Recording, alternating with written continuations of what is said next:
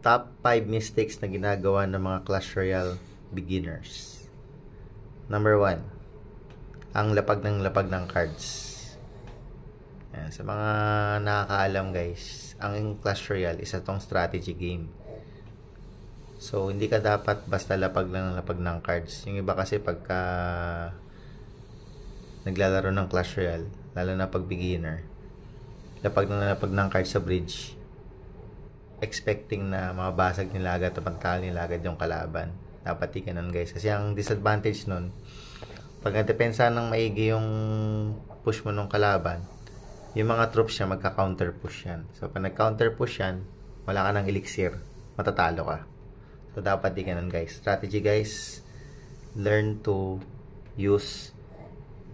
spend elixir wisely and defend wisely, offend wisely.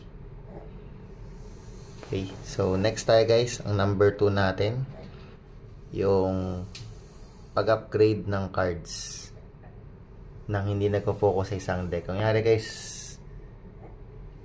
meron kayo isang deck, mas maganda kung focus nyo muna upgrade yung deck nyo para mag-max level. Kasi guys, ang Clash Royale, level dependent kasi tong game na to. So, pag nasa baba yung card level mo, disadvantage ka. Yung iba kasi, ay gusto ko testingin tong gantong card. Gusto ko, mukhang maganda tong card na to, upgrade ko nga to. So, nangyari dyan, kasi magkaroon ka ng isang max level deck, nangyari sa'yo, lahat ng cards mo, balance yung level. Hindi ka magkakaroon ng isang fully max deck. Siyempre, sa itaas, hindi mo maiwasan na makakalabang ka na puro level 15. So, kailangan mo talagang mag-max ng deck. At least one. So, suggestion ko, kumuha kayo ng isang deck na gagamitin nyo pang matagalan tulad ng Hog Rider guys. Itong 2.6. Stable to guys. Actually, dito 2.6. Dapat to Ice Golem to eh. Yan. So, yan talaga dapat yan guys. So, pag na-max nyo na guys, practice nyo hanggang sa ma-master nyo isang deck. So, number 3 naman guys, ang paglalagay ng Evo Shard sa isang card na hindi pa naman max. Kunyari guys, ito. Kunyari, gusto nyo kunin yung Evo Witch. Pero meron kayong 5 shard lang. Yung iba nilalagay na tig-isa-isa. Huwag nyo gawin yun. Antayin nyo muna magkaroon kayo ng 6 shards. Tulad sa akin, bago kayo maglagay. Kasi wala naman diferensya kahit lagyan mo ng 5 out of 6 yung witch mo. Kung hindi magiging 6 out of 6 yan, hindi mo rin yan magagamit. So, antayin nyo muna magka 6 shards bago kayo maglagay. Or, kung 3 shards yan, antayin mo itong wall breakers, 3 shards.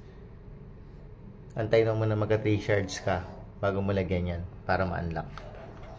Kasi mali mo, pagka na-kompleto mo na yung 6 cards, yung pala, nerf na pala next season. So, number 4 naman tayo guys. Ang hindi paglaro araw-araw. Yun, not playing everyday. Malaking disadvantage yan sa account mo. Siyempre, meron tayong mga daily tasks ulit ito. Lucky drops. So, kada panalo mo, meron kang daily rewards. So, meron kang gold. May nakuha kang lucky drops. Tapos, meron ka pang nakukuhang mga crowns na magagamit mo sa Pass Royale sa pag-claim ng rewards. Yan. So, kailangan mo maglaro everyday para mas makompleto mo yung mga rewards. Yan. Yung iba kasi pag natalo na na maglaro. So, nasasayang yung progress. So, yung pang-5 guys, ang pinaka-importante ay manood kayo sa mga pros. So, saan ba kayo manonood? Marami ng content creator dyan na magagaling. Search nyo na lang. Kung gusto nyo sila sila Mohamed Light, sila Riley, mga top pro players yan guys, panoodin nyo yan. Pwede rin kayo tumingin sa TV Royale guys. Tingnan nyo kung minsan may makikita kayo mga laban ng mga top player tulad yan, rank 181 versus 151. Yan, marami kayo matutunan dyan kasi pag beginner ka, syempre hindi mo alam kung paano ba talaga laruin yung game.